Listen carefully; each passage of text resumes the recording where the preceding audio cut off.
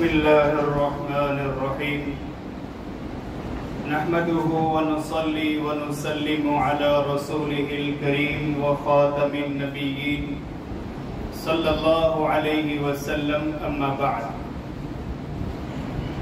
حاضرین مجلس، ماشاءاللہ نوجوان چہرے زیادہ نظر آ رہے ہیں اور ان میں سے بعضے وہ ہیں جو شادی کر کے خوش ہیں اور بعضے وہ ہیں جن کی ابھی شادی نہیں ہوئی ہے اس لیے خوش ہیں، لیکن دونوں خوش ہیں. اور آج اس عاجز کے دل میں یہ خیال آیا کہ شوہر کے ذمے بیوی کے کیا کیا حقوق ہیں، ان کو چند منٹوں میں بہت ہی جلدی سنا کر اپنی بات کو ختم کر دیں. پہلا حق یہ ہے کہ اچھے اخلاق سے پیش آنا.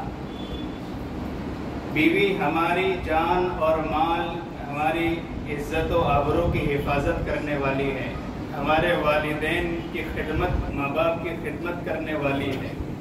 لہٰذا ہم اپنی بیوی کے ساتھ اتنے اچھے انداز سے پیش آئے کہ اسے ہمارے علاوہ کسی اور کا خیال ہی نہ آئے. اچھے اخلاق سے پیش آنا، گڈ بیہیو کرنا، مس بیہیو نہ کرنا، اس لیے کہ وہ بھی کسی کی بیٹی ہے، وہ بھی کسی کی بہن ہے. جیسے ہم اپنی بیٹی اور بہن کے ساتھ حسن سلوک کرتے ہیں، اچھا برتاؤ کرتے ہیں، اپنی بیوی کے ساتھ بھی بہتر سے بہتر، اچھا سے اچھا سلوک کرنے کی کوشش کریں. نمبر 2، گھر میں داخل ہوتے وقت ہنستے چہرے کے ساتھ سلام کرتے ہوئے داخل ہونا. بیوی صبح سے انتظار میں ہے، ہمارا سیٹ سے معاملہ ہوا، جھگڑا ہوا اور اب گھر میں داخل ہو رہے ہیں شیر بن کر. ایسا محسوس ہو رہا ہے کہ جلاد گھر میں داخل ہو رہا ہے اور بیوی صبح سے انتظار میں ہے. اگر ہم ہنستے چہرے کے ساتھ سلام کرتے ہوئے داخل ہوں گے تو وہ بھی مسکرائے گی، ہم بھی مسکرائیں گے. اور بیوی اور شوہر جب دونوں مسکراتے ہیں تو اللہ تعالیٰ ان پر اپنی رحمت نازل کرتے ہیں. اس لیے مسکراتے چہرے کے ساتھ سلام کرتے ہوئے داخل ہوں. تیسرا حق یہ ہے کہ ان کو دینی مسائل سکھائیں، بالخصوص حیض و نفاس کے احکام سے آگاہ کریں اور نیک اعمال کی تاکید کرتے رہیں. یہ بھی شوہر کے ذمے بیوی کا ایک اہم حق ہے. نمبر 4، ان کی تکلیفوں اور غلطیوں پر صبر سے کام لیں. غلطی کس سے نہیں ہوتی؟ اب مثلا بیوی نے کھانے میں نمک کم ڈال دیا تو اس کا یہ مطلب نہیں کہ سیدھی چھٹی پلیٹ اس کے منہ پر مار دی. نہیں، اس نے صبح سے آپ کے لیے محنت کی. اب اگر ایک مثال اس کی دوں، چائے میں شکر کم تھی تو ہم ایک بات یہ بھی کہہ سکتے ہیں کہ محترمہ چائے تو بہت اچھا بناتی ہے، لیکن اپنی جو شہادت کی انگلی ہے اس کو بھی ذرا ڈبو دیا کر، تو اس کی جو مٹھاس ہے وہ چائے میں آئے گی تو چائے اور میٹھی ہو جائے گی. یہ بھی ایک کہنے کا انداز ہے. اس سے اس کے دل کو سکون پہنچے گا کہ شوہر میری قدر کرنے والا ہے. یہ سب باتیں جن کی شادی ہو چکی ہے ان کو ابھی سے کام آئے گی، اور جن کی شادی نہیں ہوئی ہے وہ بعد میں انشاءاللہ کام آئے گی. لیکن دونوں کو ضرور اس کا دھیان سے سنیں. ایک سے زائد عورتیں ہوں تو ان کے حقوق کی برابری رکھنا، یہ بھی ضروری ہے. چھٹا حقوق ہے بیویوں کے ناز نخرے برداشت کرنا. بیویوں کے ناز نخرے برداشت کرنا. نمبر 7، دل جوئی اور جذبات کی رعایت کرنا. نمبر 8، اچھے کاموں کی تعریف کرنا. کبھی بیوی نے اچھا کھانا بنایا، ہماری کوئی بات سن لی تو ہم اس کی تعریف کریں.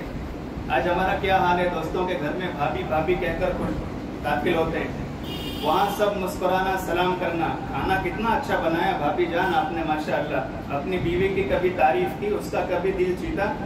اس کا کبھی دل نہیں جیتا. پرایوں کو خوش کرنے کی فکر ہے اور اپنے دور ہوتے جا رہے اس کی کوئی فکر نہیں. اس لیے ہم اپنی زندگی کو جہنم کا نمونہ نہ بنائیں.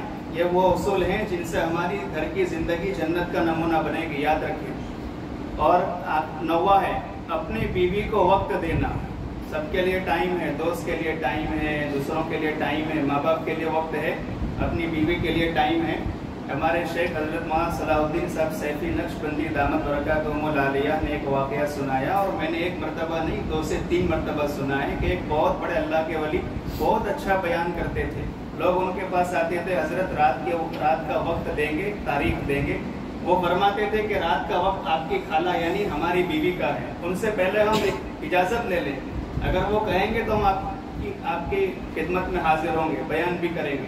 یہ کوئی بیوی کی غلامی نہیں ہے، یہ بیوی کا حق ہے کہ اس کو دینا ضروری ہے. ہاں، یہ اور بات ہے کہ آپ کمانے کے لیے نکلے ہیں تو وقت پر آنے کی کوشش کی جائے، یہ ضروری ہے.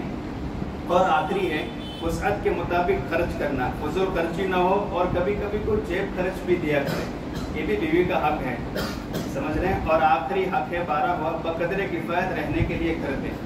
ہاں، ہم 1922 میں نہ جیے، جمعہ میں بھی میں نے کہا تھا 2022 میں جینا سیکھے، اپنی خود کی زمین ہو، خوب کمائیں، اللہ کے لیے اللہ کے راستے میں خرچ کرنے کا اہتمام کریں، اور اپنا خود کا ذاتی گھر ہو تاکہ ہمارے مرنے کے بعد ہماری بیوی کسی کی محتاج نہ ہو، ہمارے بچے کسی کی زمین ہڑپ نہ کرے، یہ بھی ضروری ہے۔ اللہ تعالیٰ ان حقوق پر مجھے اور آپ تمام کو عمل کرنے کی توفیق عطا فرمائے۔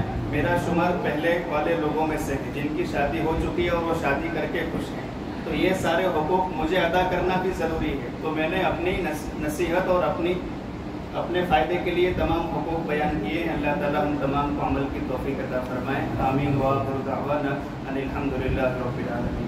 السلام علیکم ورحمۃ اللہ وبرکاتہ۔